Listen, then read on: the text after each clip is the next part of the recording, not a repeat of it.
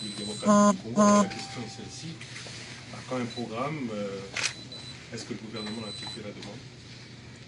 Il ne faut pas mettre la charrue avant les bœufs. Donc depuis 2015, nous n'avions pas fait de revue commune de l'économie du Congo.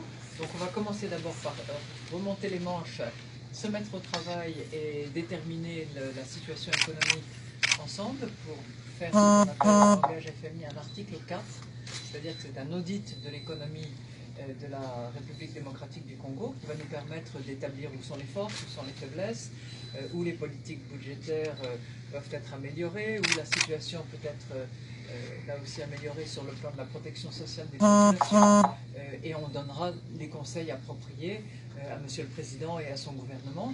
Et puis ensuite, on verra si on doit financièrement, et si on peut financièrement, à la demande de Monsieur le Président et de son gouvernement, aider sous forme de programme. Mais on n'a pas besoin du programme pour déjà se mettre au travail. Donc ça commence lundi. Déjà lundi, sous quelle forme?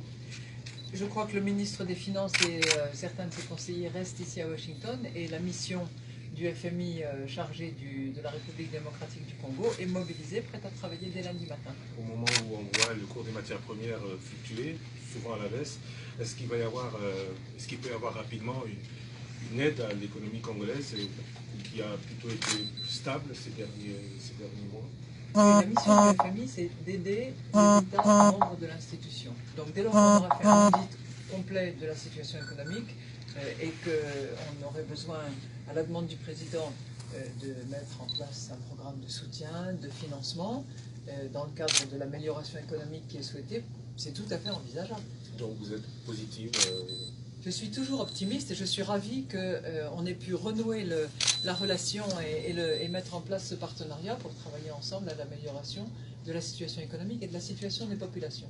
Madame Lagarde, je vous remercie. Je vous en prie. Merci.